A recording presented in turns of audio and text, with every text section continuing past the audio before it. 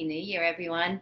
Last month in December, I started doing these live videos just to see how it would get responded to and if I liked them and what I would want to do with them.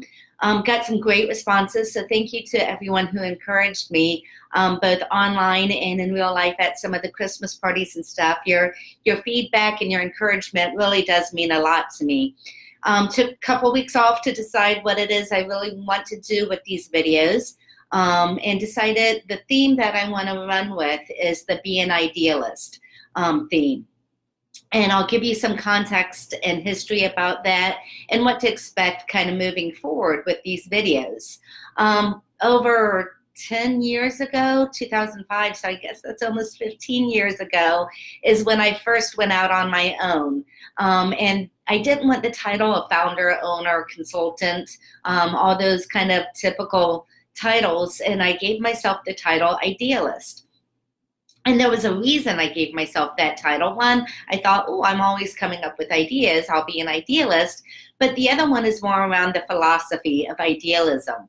Idealism is that person who pursues an ideal world no matter what reality is telling them is the truth, or I don't know what is truth, right? So an idealist pursues the ideal world, they pursue their goals, they just really stay focused on what it is they want, despite what people may tell you you can't do or can't have. Cant is a four-letter word. That's the one thing I learned from my dad a long time ago. I don't like the word can't. So I think that foundation of growing up and my dad always telling me can't is a four-letter word, and you know that is just not a word that you should say or think or accept. I think that really has shaped my idealism, if you will. If I see something, if I want something, I think there has to be a way to do it. The word can't doesn't exist, so there has to be a way to do it. And that's kind of the foundation of idealism, is if you take the word can't away and you see what you want, you see the ideal world you want, then you're going to find ways to achieve that, or at least to pursue that goal. So that's idealism. And I think today, in this day and age, maybe in all day and ages, but I happen to live in this day and age, being an idealist is really important, not only to help shape the world we want to live in, but to maintain our sanity. And why I say that, because we live in a world of rapid change. Change has happened, obviously, throughout history, but we live in a world where we're getting the technology disruptions, we're getting a lot of environmental disruptions, we're getting a lot of immigration, globalization disruptions. This is causing a lot of political disruptions and tensions, and this could drive us crazy. Right? We don't know what's going to happen tomorrow, or even in a few hours from now. We don't know what's going to happen. Things are always changing. There's no such thing as a secure job anymore. That could drive you crazy. But that's that external reality world. When we focused on being an idealist, we focus in on our goals and what we want and the world we want to live in, and how do we shape that. And then instead of seeing all those other disruptions as, being, harmful to our goals, we look at those disruptions and find the opportunities. So take technology as an example.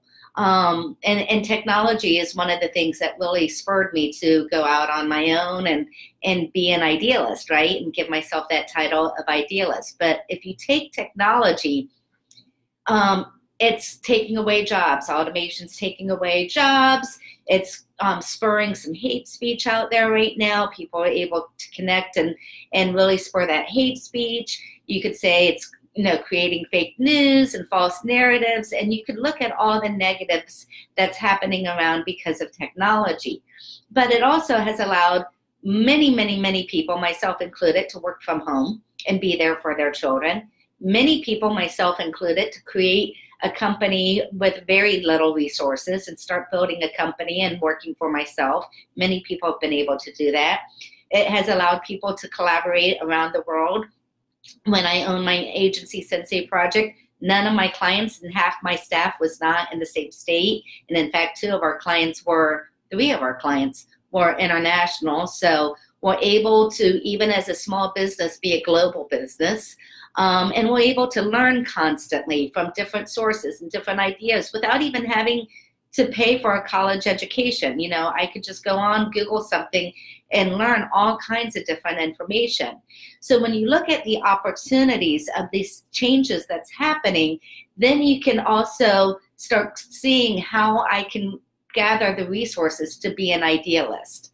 So that's what this video is going to be about, is about how do we take all the changes that's happening and be an idealist and create the ideal world we want to live in and the goals we want to pursue. Couple of things you need to do to be an idealist. One is you always need to be learning.